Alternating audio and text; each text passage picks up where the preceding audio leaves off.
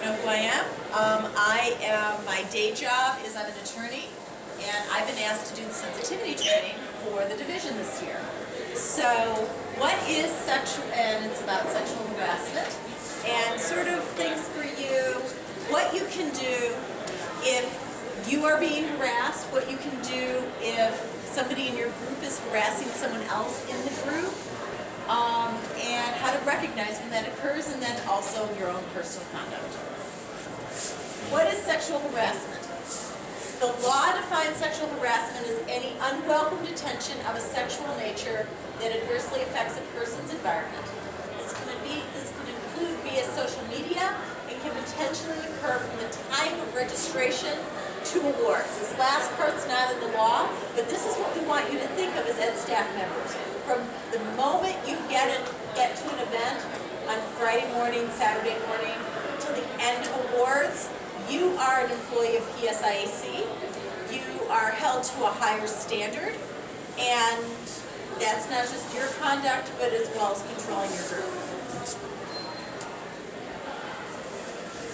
So from an employee standpoint, it's illegal for any male or female employee to make any unwelcome sexual advances or requests for sexual favors or other verbal or physical conduct of a sexual nature. I think that's pretty clear. Don't invite members to your hotel room. Don't tell members, hey, let's meet up afterwards. Just don't go there. It's 2013. What was okay in 1985 is not okay today. Make submissions to or rejection of a sexual advance the basis for a decision related to an event. So in our situation, it's not just exams. It can be a prep where someone's like, oh, I'm in this prep. He or she might be my examiner in my level 2. And he invited me to my hotel room, or to his hotel room, or he invited himself to my hotel room. I need to do this because I'm planning to take my exam in a few weeks. And this is how I'm going to pass. Don't do that. Just don't go there. Creating an intimidating, hostile, or offensive environment through unwanted conduct or communication of a sexual nature. So it's actually this last point that I think you will, as Ed staff members, have to deal with, not just with yourself, but with the conduct of members during your event.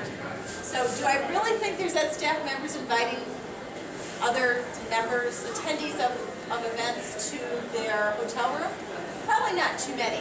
But I do think that there are situations that occur during your event, possibly created by you, the Ed staff member, but more likely created by other members, that create this hostile, offensive environment that makes the membership uncomfortable, and someone would be like, I don't want to be part of this organization. I went to a skier development, and all these people were making jokes that I'm just like, this wouldn't go on where I work or where I go to school.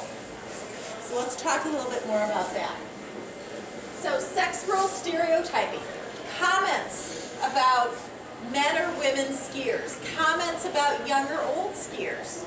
It might not be of a sexual nature, but don't say to a young woman, hey, you ski like an old woman. That could be considered to be a sexual stereotyping. Another one would be, hey, you ski like a blonde. That's inappropriate. Visual or verbal expressions about an individual which are sexual in nature. For example, a staff member or another participant showing an offensive YouTube video during lunch. So you see, honestly, in 2013, you see this all the time. Somebody pulls out their phone, they go to YouTube, they go to their Facebook page, and they're like, hey, you gotta watch this. This is the coolest thing I've ever seen. And you, as the Ed staff member, realize it is just completely inappropriate for a professional setting.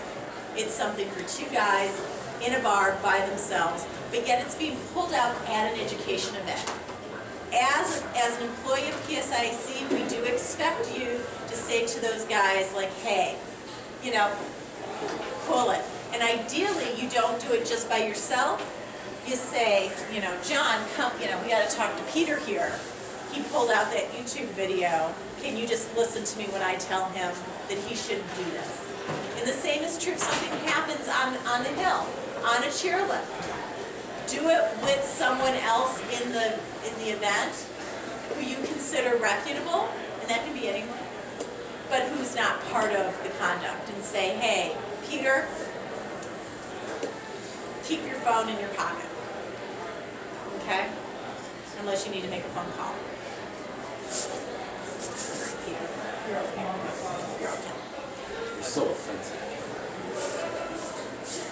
The person getting the attention always decides. So, an example that was given to me, at my daughter's school, the wife of the headmaster used to be a corporate lawyer before she helped her husband run the school. And they said to me, so where have you been? I said, I've been doing sensitivity training. And she said, let me tell you a story. She worked for a large company, and someone in the IT department was putting screensavers on hundreds of employees' computers. And it was the same screensaver, so he didn't think he was picking anyone out, but it was those Kill Barney screensavers, where you have Barney with the sledgehammer, killing him with the sledgehammer, killing him with the 2x4, killing him with the knife. Well, a male employee filed a complaint with Human Resources that he was being sexually harassed by this HR person because he would come in and change these, and he felt he was being targeted. Well, you know, that could have been open to debate. But what wasn't open to debate is when somebody maybe says, you know, hey, you know, I think this is wrong. It's like, you want to see sexual harassment? Let me show you sexual harassment. The IT guy walked in a few days later with one of those targets from the shooting gallery with a body silhouette with bullet holes in it. And he said, hey, you want to see sexual harassment? This is sexual harassment. I was thinking of you when I shot through the shooting range a few minutes ago. The IT employee was terminated. So sometimes, that's actually what got him fired. You should be in jail.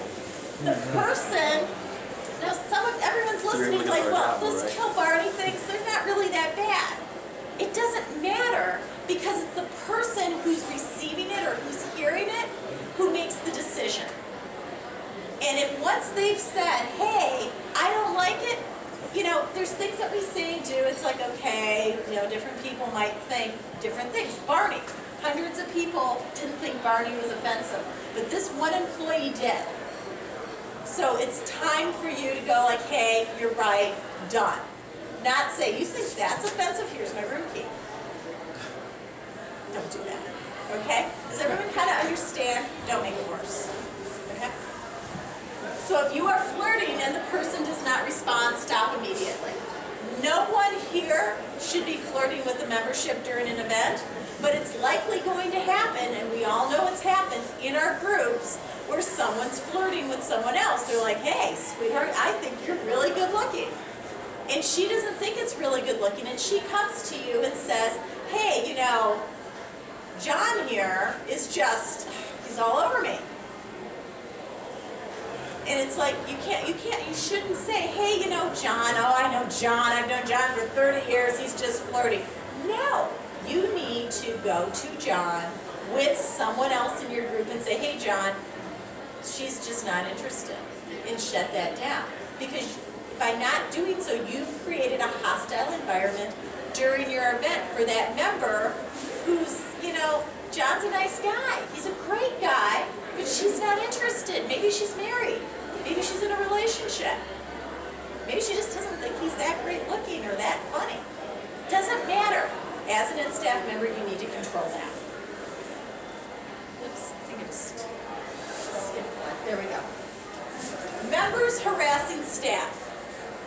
So, if you're in an event and one of the members is hitting on you, harassing you, what do you do? Because let's just assume you're not interested. Because you, again, remember, don't do anything with the membership during an event. What do? Ignore them. Just conduct your event, conduct your day the way you normally would. Just don't pay them any additional attention. If someone gets out of line, so you've ignored them, you've told them to stop, it's like, you know, I'm really not interested in what you like to do in the back room, then go to your event coordinator. And then that event coordinator can talk to that person, ideally with you, so the person realizes that you are not interested and the event coordinator is aware of this. And hopefully that will stop it. If it goes any further, that is something we discuss with the event coordinator.